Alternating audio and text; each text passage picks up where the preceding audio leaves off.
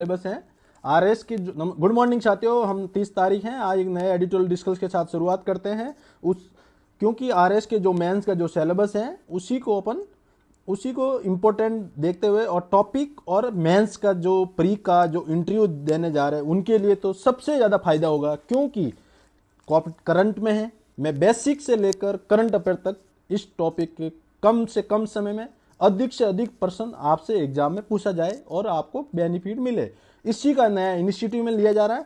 जिससे पहले अपन ये एडिटोरियल डिस्कस जिसके लिखा हुआ टैरिफ के झटके कि कैसे उभरे भारत। अभी जो टैरिफ का मामला चल रहा है, ये भारत में जो अपना आरएस का जो मेंस का सिलेबस है वैश्विक अर्थव्यवस्था और भारत के अंतर्गत आता है, जिसके डायरेक्ट अप्रत्यक्ष या प्रत्यक्ष रूप से प्रश्न पूछे जा सकते हैं और इंटरव्यू में तो बेझिझक पूछे जा रहे हैं और आगे भी आने वाले पूछे जाएंगे।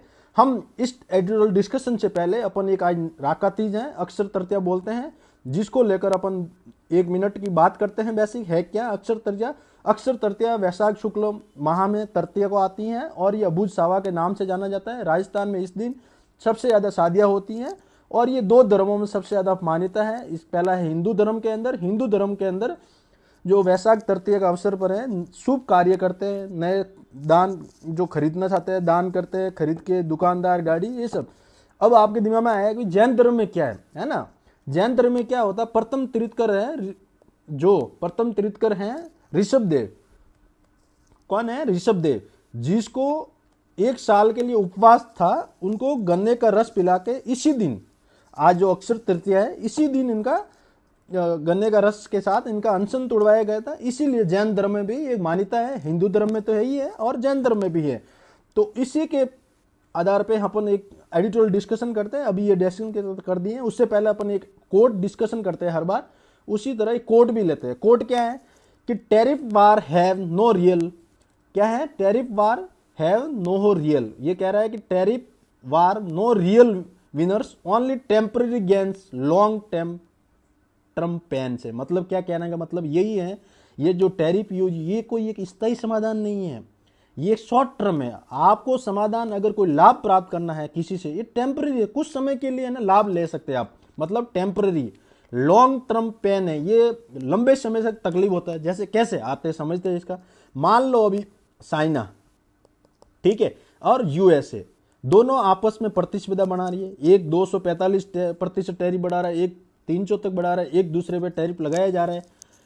टैरिफ लगाने से क्या होगा? मान लो कोई चीज़ चाइना की यूएसए में जा रही है, वो चीज़ महंगी होगी, वहाँ जो लोग जो कम आय वाले वो नहीं खरीद पाए, और यूएसए के द्वारा जो चीज़ जा रही है चाइना में वो नहीं जा पा रही है ना? तो किसको नुकसान होगा? डोमेस्टिक इन्वेस्टमेंट, है ना, घरेलू निवेशकों को, रोजगार निवेश में कमी आएगी। और क्या होगा? किसान की जो रीढ़ की हड्डी है वो कमजोर है, क्योंकि किसान के जो रिसोर्सेज होते हैं, जो संसाधन होते हैं, धान है, गेहूं है और कोई उपकरण है एग्रीकल्चर के, वो सब आयात निर्यात ज़्यादा होता है। तो ये किसके लिए? ये tariff war no real winners, only temporary gain on long term pen.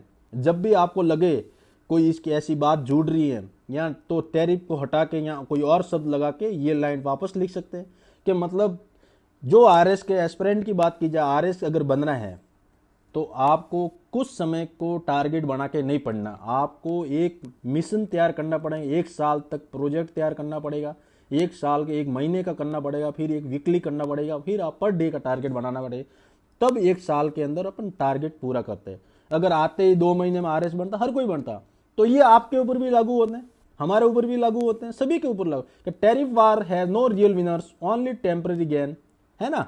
तो ये अपन इस कोड के साथ अपन अब एडिटोरियल का मकसद समझते हैं।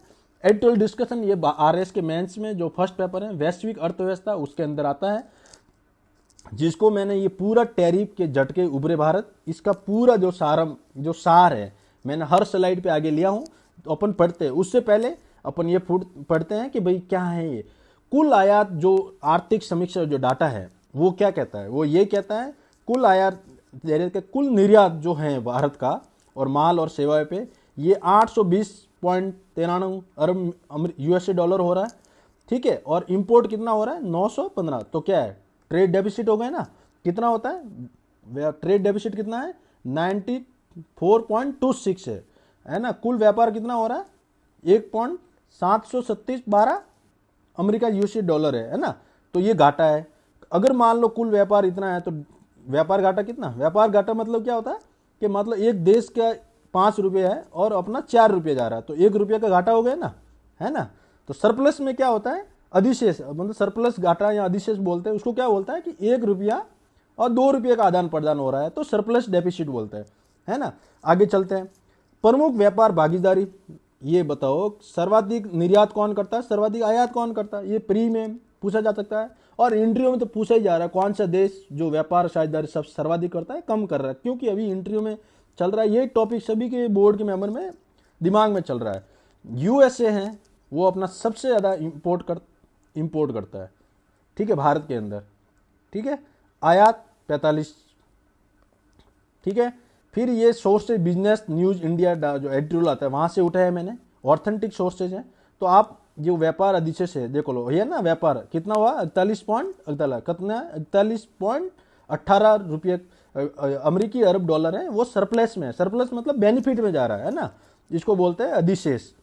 फिर अगला से आता है शीर्ष आयात कौन करता है भारत में, चाइना करता है ना, कितना, चाइना कितना कर रहा है 16.8 अरब डॉलर, है ना, आयात कितना 102 पॉइंट, तो व्यापार घाटा कितना है भारत का, है ना 87.17, है ना। तो इस तरह जो प्रश्न है पीटी में पूछे जाते हैं, इंटरव्यू में पूछे जाते हैं, और मेंस भी पूछे जा सकते हैं कि आधा आधा नंबर का बना के सर्वाधिक घाटा सर्वाधिक कौन से देश के साथ है, तो कुछ भी पूछ सकता है, अपन को दिमाग खोल के पढ़ना है अपन को, है ना। आगे चलते हैं, अब निष्कर्ष निकालते हैं क्या है, संयुक्त राज्य अमेरिका भारत का सबसे बड़ा निर्यातक है और भारत को व्यापार अधिशेष प्राप्त होता है। तो अमेरिका के साथ भारत का सरप्लस है, कितना है ये ऊपर लिखा हुआ है 41.18, कितना है सरप्लस। फिर है सिंध के भारत के सबसे बड़ा आयात स्रोत है जिसका उस व्यापार को घाटा होता है। भारत का सबसे ज़्यादा ट्रेड डेफिसिट है चाइना के साथ है, चाइना में कम चीज़ें जाती है, चाइना की ज़्यादा आती है, क्योंकि चाइना का इंफ्रास्ट्रक्चर ऐसा, टेक्नोलॉजी ऐसी है कि वो एक समय में अधिकतर चीज़ें उत्पादन करता है ना। संयुक्त अरब अमीरात के साथ व्यापार भारत का घाटा है, जबकि नीदरलैंड बांग्लादेश के साथ व्यापार अधिशेष में। याद रखना, ये कहीं भी पूछे आप अपनी बात इस तरह लिख के आना है आपको, है ना। आगे चलते हैं, कोड डिस्कशन हो गया है, कोड डिस्कशन होने के साथ साथ अभी अपनी एडिटोरियल डिस्कशन है, उसी की बैकग्राउंड और बेसिक बात ये है अपना एडिटोरियल की, टैरिफ से झटके अब भारत कैसे उभरेगा। चाइना और यूएसए दोनों मिलके भारतीय जो अर्थव्यवस्था पर प्रभाव पड़ने वाला है। अमेरिका में और यूएसए आपस में तो पड़ रहा है, भारत में क्या है, तो अपन टैरिफ के बारे में पढ़ते हैं। टैरिफ क्या होता है, मान लो मैंने बोला चाइना, क्या बोला, ये जो चाइना है, ठीक है, और ये यूएसए है, ये दोनों एक दूसरे पे टैरिफ लगा रहा है। ये किस पे लगा रहा है, इंपोर्ट की वस्तु और सेवाओं पे लगा रहा है। इंपोर्ट जो उत्पाद है, प्रोडक्ट, वस्तु, मान लो अमेरिका कोई इलेक्ट्रॉनिक कंपनी ऐसी कोई चीज़ बना रही है, ठीक है, या एप्पल बना रहा है, एप्पल जो चाइना में जाएगा उन्होंने टैरिफ लगा दी। अब टैरिफ मान लो एक फ़ोन 15,000 में आ रहा था, अब टैरिफ लगाई तो कितना होगा, मान लो 3% बढ़ाई तो कितना 18 रुपये बढ़ा, नहीं 45, ठीक है, 15 3 45, तो 15,000 में और जोड़ के देखो तो कितना, मान लो जो 15,500 तक गया या 18,000 तक गया, तो क्या लोग खरीदेंगे, नहीं खरीदेंगे ना, क्यों कि आयात उत्पादों पर शुल्क लगाया।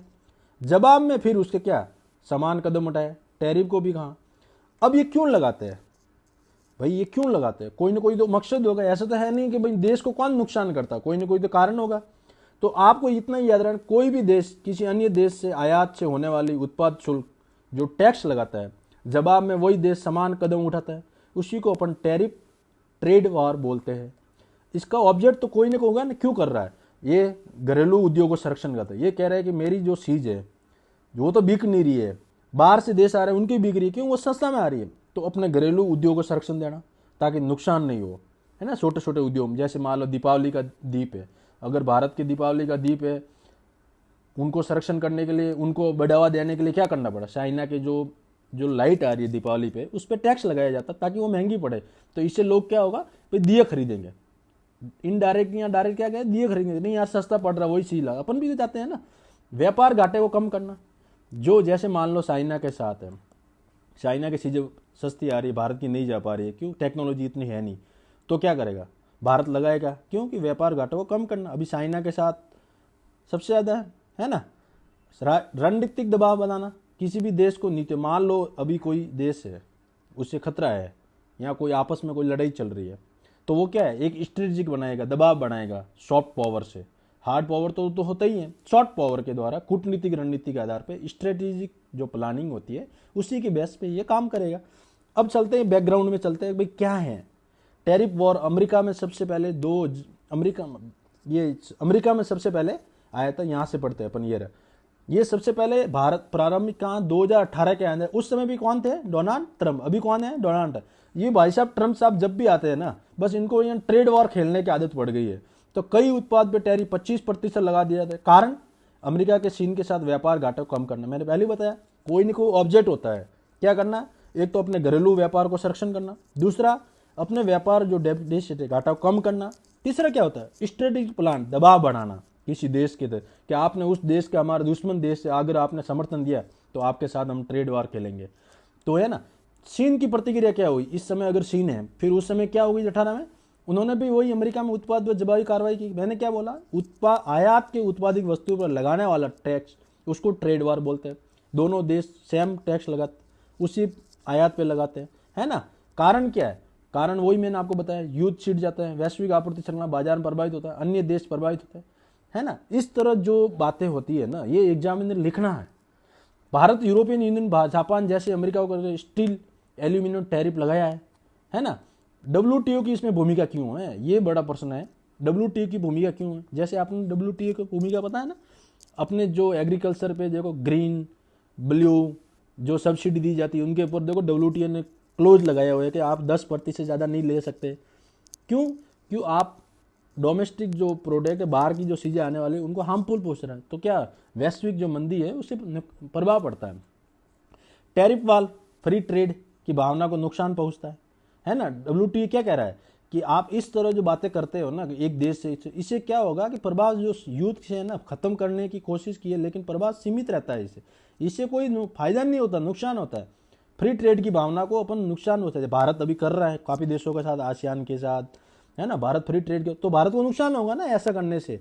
अब इसका देखते हैं, अमेरिका के द्वारा भारत पर लगाए गए टैरिफ है ना 26%, वर्तमान में कितने, 26%। 5 अप्रैल को अभी भारतीय द्वारा निर्यात के 26% टैरिफ लागू किया है। कितना, 26%। किसने, अमेरिका ने। भारत पर लगाए गए टैरिफ कितना, अमेरिका ने, जिसके आभूषण, इलेक्ट्रॉन, है ना, समुद्री उत्पाद जो वस्त्र, ऑटोमोबाइल्स, ये सारे के सारे पे प्रभाव पड़ेगा, क्योंकि ये भारत से जाते हैं अमेरिका के अंदर। तो निर्यात अब भारत का कम होगा।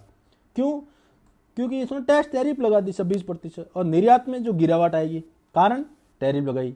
कितना आएगा, $5.76 मिलियन के अनुमान है, कम आना है। किसके द्वारा, द टाइम्स ऑफ इंडिया के स्रोत, वो कह रहा है कि $5.76 मिलियन। तो आपको क्या लगना, 26% टैरिफ लगाने से भारत का जो निर्यात में है वो कितना परसेंट आएगा, $5.76 मिलियन कम होगा, है ना। इस तरह जोड़ के आंसर लिखने का। GDP में प्रभाव क्या पड़ेगा भारत के, इन टैरिफ के कारण भारत की आर्थिक संवर्धित दर है 0 से 0.2% से 0.5% कमी आने की। तो ये 3 पॉइंट है। अभी अगर मान लो कोई आपका क्वेश्चन आया, ये बातें लिखनी है अपन को कि अमेरिका के द्वारा भारत के टैरिफ, अमेरिका द्वारा भारत के वस्तुओं पर 26% टैक्स लगाने से भारत के 5.76 बिलियन इकोनॉमिक अर्थव्यवस्था कमी, व्यापार में कमी आएगी, जिससे GDP भारत की 0.2 से 0.5% की कमी आ सकती है। अब आगे चलते हैं, स्ट्रेटेजिक प्लान क्या होगा भारत का।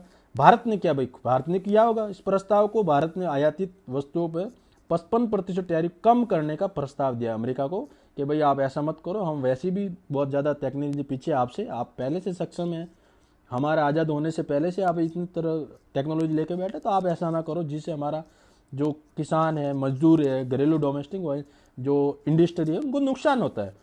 तो विशिष्ट टैरिफ को कम करने के भारत के मोटरसाइकिल व्हीकल जैसे उत्पादों को टैरिफ कम किए, ताकि संरक्षणवाद जो भारत का उद्योग है उनको बेनिफिट संबंध सुधार आए।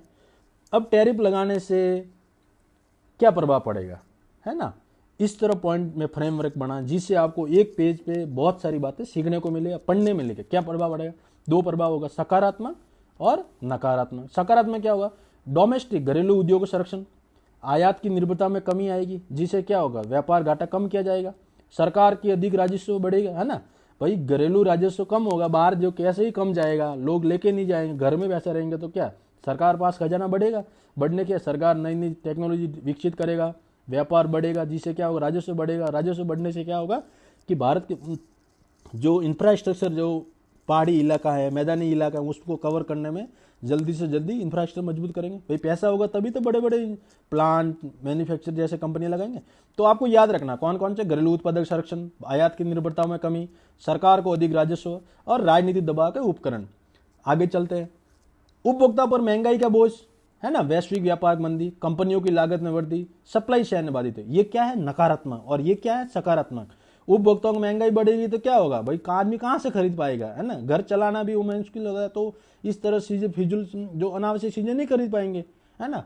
वैश्विक व्यापार मंदी आएगी, सही बात है, WTO ने बोला है कि फ्री ट्रेड जैसे एग्रीमेंट को नुकसान होगा, जिससे वे वैश्विक व्यापार जो मंदी आने की संभावना रहेगी। आप सभी देश इस तरह लगाने लग जाए, जो कमजोर विकासशील देश है उनका क्या होगा, विकसित देश कर लेंगे और विकासशील देश तो दब गए ना। तो कंपनियों की लागत में वृद्धि होगी।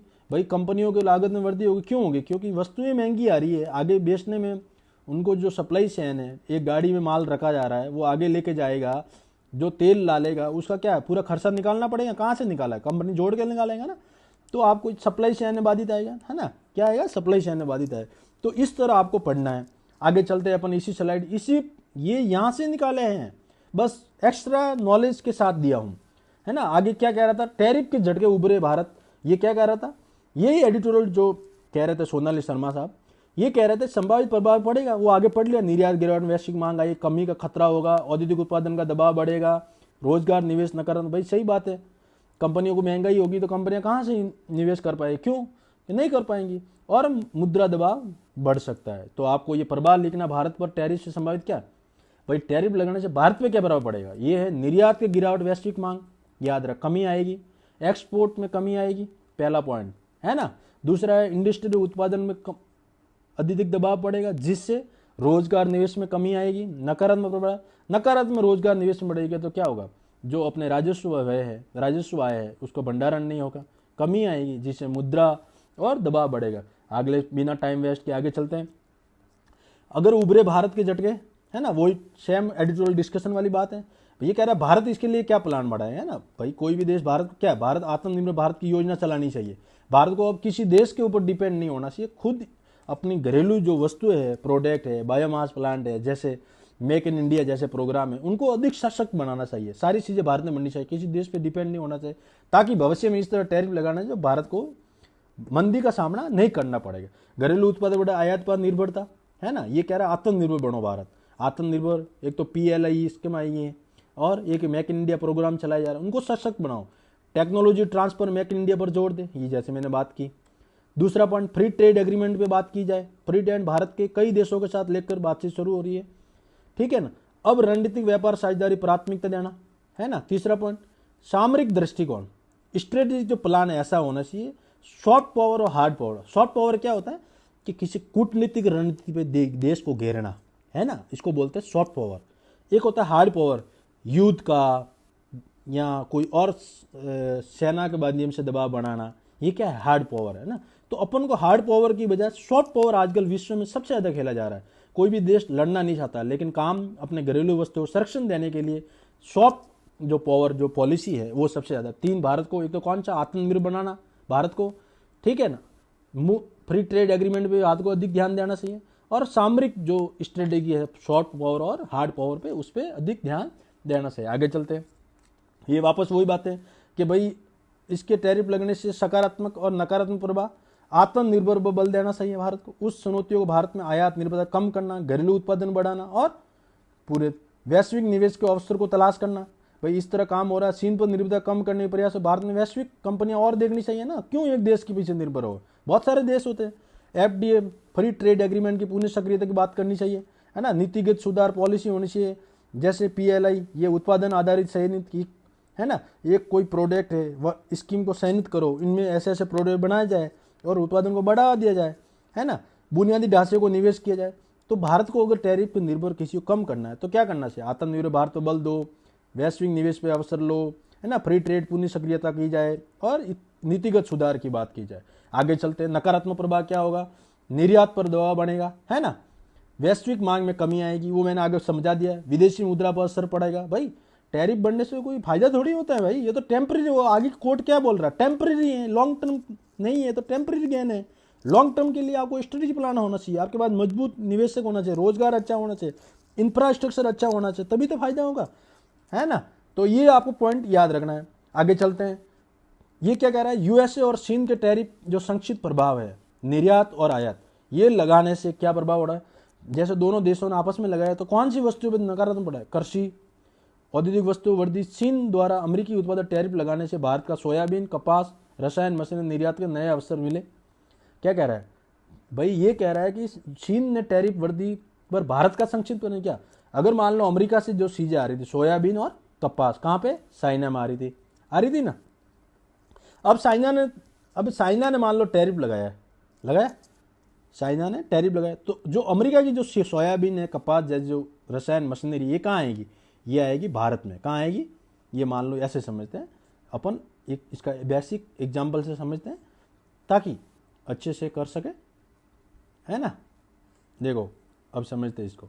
ये 3 देश है, ये 3 देश हैं, ये देखो ये 3 देश है। कौन कौन से, यूएसए, चाइना और भारत।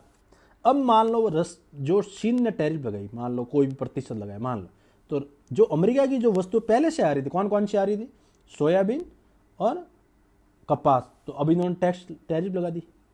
अब महंगा पड़ रहा है, क्यों, तो ये नया रास्ता देगा, कौन से, ये भारत भेजेगा। भारत के साथ चाइना का टैरिफ कम है, तो भारत के जरिए वस्तु यहाँ जाएगी। ये होता है ट्रेड वार को रास्ता तलाश। दूसरा, डायरेक्ट नहीं बेचते, अब यहाँ से निकल रही है। अब वहीं पर आयात पे क्या प्रभाव पड़ा है, आयात महंगा। चीन अमेरिका द्वारा, चीन या अमेरिका से आयात कुछ वस्तुएं महंगी हो सकती है, बिल्कुल हो सकती है, खरीदना किसी भी देश के लिए मुश्किल होगा। भारत के पास सस्ता विकल्प उपलब्ध न होने से भारत को भी नुकसान होगा। अमेरिकी टैरिफ का खतरा, अमेरिका द्वारा भारत में कुछ वस्तुओं टैरिफ लगाने की धमकी से उन विशिष्ट आयातों को बढ़ाने की कोशिश की। तो मतलब याद रखना, अगर कोई देश टैरिफ लगा रहा है तो वो दूसरे देश की तलाश करेगा, वहां से बेचेगा, ठीक है ना, वो डायरेक्ट नहीं बेच पाएगा। तो चाइना से जो वस्तु आ रही है, अमेरिका सोयाबीन, उनको जो चाइना से वस्तु जा रही थी अमेरिका में, स्टील मैन्युफैक्चरिंग जैसे, है ना, उनको महंगा हो गया, तो वहाँ की जो लोग पे जो रोजगार था वो इफेक्ट पड़ा, है ना। अब वो इस समय क्या होगा, तो अपने खुद घरेलू निवेशों को बढ़ावा देगा कि भाई आप तलाश करो, इनका रास्ता निकालो, अल्टरनेटिव। अब इसका प्रभाव देखते हैं, निष्कर्ष, वे फॉरवर्ड क्या है। टैरिफ के झटके भारत के लिए चुनौती अवसर दोनों हैं, लेकिन अल्पकालिक दबाव से निर्यात, निवेश, उत्पादन प्रभावित होगा। वहीं दूसरी ओर दीर्घकालिक स्ट्रेटेजी अपनाना चाहिए।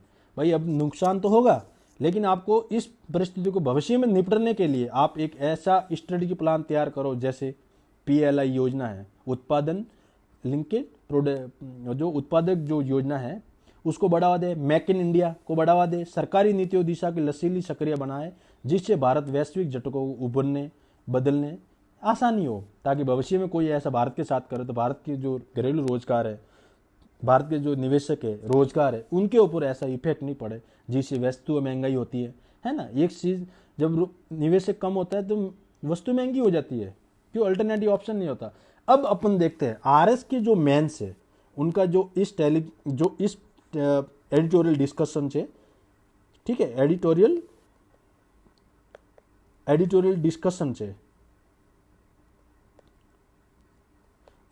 डिस्कशन से क्या होता है कि जो RS की जो अपने सिलेबस है, प्री से मेंस और इंटरव्यू, उसमें इससे मैंने सारंभिक निकाला, भाई इसका मूल क्यों पड़ा, इसमें कौन कौन सी ऐसी बातें आई जो मैंने यहाँ लिखी।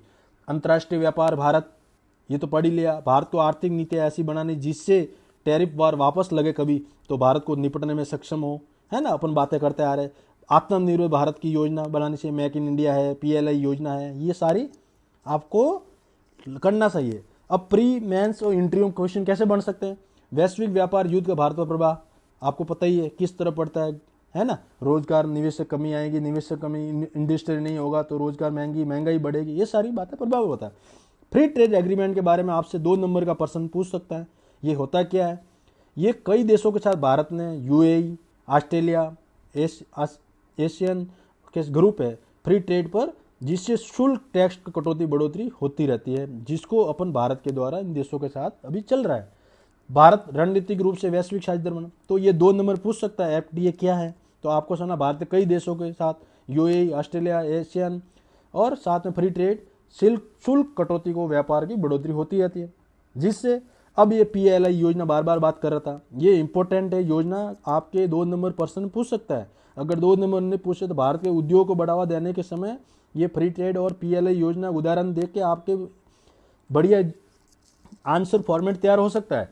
जैसे पीएलआई योजना, ये सहनित क्षेत्र होता है, मान लो कोई भी एक प्रोडक्ट है, जैसे मान लो ये कोई दिल्ली है, अब दिल्ली के जो गुड़गांव है आसपास, यूपी वाला गुड़गांव, दिल्ली के आसपास जो हरियाणा बॉर्डर में गुड़गांव आता है, अब इसको है ना एक क्षेत्र घोषित किया। किस क्षेत्र के लिए? कि भाई यहाँ पे जो जूतों की फैक्ट्री है, किसकी? जूतों की फैक्ट्री है, यहाँ पे सबसे ज़्यादा संसाधन रिसोर्स उपलब्ध है, तो इसको इस योजना के तहत चयनित किया, जिसको इन्वेस्टमेंट बढ़ावा देने की सरकार अपना लोन देगी, बिजली देगी, पानी देगी और बहुत सुविधा होती है उनको बढ़ावा देगी, जिससे ये कंपनी ज़्यादा से ज़्यादा सस्ते दरों पे उत्पादन करेगी, जिससे भारत अपना एक्सपोर्ट करेगा और रोजगार का सृजन बढ़ेगा। तो इसका मकसद यही है कि स्पेसिफिक चयनित क्षेत्रों में लागू की जाएगी, जिससे उत्पादन बढ़ाने से कंपनियों में रोजगार निवेश बढ़ेगा, जिससे रोजगार सृजन होगा और भारत में राजस्व बढ़ेगा, जिससे निर्यात करना आसान है, जो व्यापार घाटा है वो कम होगा। अब इसी पेपर के अंदर एक बात आई थी रेपो रेट, है ना, तो मैंने ये रेपो रेट निकाली। ये दर क्या होती है कि आरबीआई जो बैंक है ना, ये मान लो कोई आरबीआई बैंक है अपना, है ना, आरबीआई बैंक है, ये मान लो कोई पंजाब नेशनल बैंक है, अब ये लोन देने जा रहा है किसके पास? वह दर जिस पर आरबीआई बैंकों को ऋण देता है, कि भाई मैं 5% पे आपको लोन दूंगा, आप मेरे से ये लोन लेके जाओ, है ना। तो आरबीआई जो बैंकों को लोन देता है, जिस दर पे ऋण देता है, ऋण देता है, लोन किसको? जो सहायक बैंक है भारत के राज्यों में अलग अलग जगह, उनको लोन देता है। क्या देता है? लोन। वही एक क्या होता है, जिस दर पे वो लोन देता है आरबीआई, उसको बोलते हैं रेपो रेट। और रेपो रेट घटने से कर्ज सस्ता होता है, याद रखना, निवेश और मांग में वृद्धि होती है। ये फायदा लिखना है। रेपो रेट 2 नंबर प्रश्न आया है, उसका मैथ तो लिखना है। कैसे? रेपो रेट कम करने से कर्ज सस्ता होता है, कर्ज सस्ता होता है तो मांग अधिक होती है, मांग अधिक होती है निवेश बढ़ता है। सही बात है भाई, 2 रुपया मिल रहा है, आदमी 1 रुपया का निवेश करेगा ना, क्यों नहीं करेगा? करेगा। अगर बढ़ने से भाई रेपो रेट बढ़ जाती है तो क्या होता है? महंगाई नियंत्रण में आती है, लेकिन निवेश घट जाता है। भाई कोई महंगाई होती है तो आदमी कम खर्चता है, निवेश भी नहीं करता है ना, कहाँ से खरीदा? दुकान का रेंट, है ना, उसके स्टाफ का पेमेंट कहाँ से लाएगा? तो इसी के सिलसिले में अपन ये बेसिक बातें इसलिए कर रहे हैं, ये सारा अखबार की है, यही एग्जाम में पैटर्न में आता है। आगे चलते हैं भाई। जीडीपी की बात इस पेपर में हुई है एडिटोरियल में, है ना। किसी के देश को अगर मान लो टैरिफ बढ़ रहा है, जीडीपी का नुकसान होगा, तो उसी के मैंने एक निकाला कीवर्ड। जीडीपी क्या होती है? सरल शब्दों में समझते, ये कोई देश है, मान लो भारत है, ठीक है, पूरी सीमा के अंदर 1 साल के अंदर वस्तुओं को, सेवा, माल का जो उत्पादन कुल हुआ है, उसका जो टोटल है वो बोलते हैं जीडीपी। जैसे देश के अंदर 1 साल, है ना, 1 साल बनने वाली सभी चीज़ों कुल कीमत जो बना है उसको बोलते हैं जीडीपी, है ना। हम बाजार की, अब दूसरा नॉर्म आया था इसमें, नॉमिनल जीडीपी आया था। क्या आया था? Nominal GDP. इसके अंदर पेपर के अंदर आया था, नॉमिनल जीडीपी के बारे में शब्द आया था। वो नॉमिनल जीडीपी इफेक्ट पड़ता है टैरिफ से। तो ये क्या होती है, इसको समझते हैं। वह जीडीपी जो बाजार में आज कीमतों पर गिनते हैं, यानी वर्तमान के अंदर है ना, किसके? वर्तमान में क्या होता है? वर्तमान की जो जीडीपी की गणना की जाती है, जो महंगाई को ध्यान में नहीं रखा जाता है। महंगाई भविष्य में क्या होगी उसका कोई ध्यान नहीं रखा जाता, इन्फ्लेशन को काउंट नहीं किया जाता है, उसको बोलते हैं नॉमिनल जीडीपी। जैसे 2024 का उदाहरण समझते हैं। 1 किलो गेहूं की कीमत 30 रुपया थी और वो 20 रुपये किलो गेहूं की बना, तो कितना? 300 रुपये नॉमिनल जीडीपी हो गई ना भाई। कितना? महंगाई का ध्यान भी नहीं दिया। 2024 में 1 किलो गेहूं की कीमत 30 रुपये थी और वो 20 किलो गेहूं बना, है ना, 10 रुपये किलो गेहूं बना, तो 300 रुपया ना। तो शायद यही बात कह रहा है, ये महंगाई पे ध्यान नहीं देता है, ये सिर्फ वर्तमान में जो हुई है ना बाजार में आज कीमत, उसी पे काम करता है। अगला रियल जीडीपी, मैंने ये एक्स्ट्रा जोड़ा मैं कि क्या पता आपका 2 नंबर एग्जाम में कहीं भी पूछ सकता है। इंटरव्यू में तो बहुत सारे ऐसे प्रश्न डायरेक्ट पूछे जा रहे हैं, इस तरह पढ़ने से आपको सबसे ज़्यादा फायदा होता है। अब रियल जीडीपी पढ़ते हैं। रियल जीडीपी बताता है कि असल में उत्पादन कितना बढ़ा, न कि सिर्फ कीमतें और महंगाई के अक्सर हटाया जाता है। ये कह रहा है कि नहीं, ये सब छोड़ो, नॉमिनल जीडीपी तो ये बात होती है, कीमतों पे गिनी जाती है, महंगाई का ध्यान नहीं जाता। मैं कह रहा हूँ, वो कह रहा हूँ क्या होता है रियल जीडीपी। ये कह रहा है कि मान लो 2024 में गेहूं की कीमत 30 केजी, ठीक, रुपये 10 एक केजी का 30 रुपये थी, लेकिन 2020 में वो 20 रुपये केजी गिनते थे। अब इसमें महंगाई कितनी हुई है ना, तो ये कह रहा है हिसाब से गिनी जाएगी अक्सर वृद्धि कितनी हुई महंगाई में, है ना, कितनी बढ़ी, तो कितनी हुई 2024 से कितने हुए 20 रुपये 10, जीडीपी 10 और 20 कितने 200 रुपये वृद्धि हुई 4 साल में। तो ये रियल जीडीपी होती है ना, वो महंगाई को भी अक्सर घटाया जाता है और इसमें ये महंगाई को शामिल नहीं कर, ध्यान में नहीं रखा जाता है। तो मेरा इतना ही पढ़ाने का तरीका था सरल, और ये इस तरह पढ़ने से अपन जो एग्ज़ाम में है बेहतर कर सकते हैं। अब ये लास्ट वाले 2 पेज सबसे ज़्यादा हेल्पफुल है। पढ़ना तो पूरा है ये, लेकिन इस तरह पढ़ने से एग्जामिनर में आप बेस्ट कर सकते, डे बाय डे न करके अपने सप्ताह में 3 से 4 आर्टिकल डेली लेके आएंगे।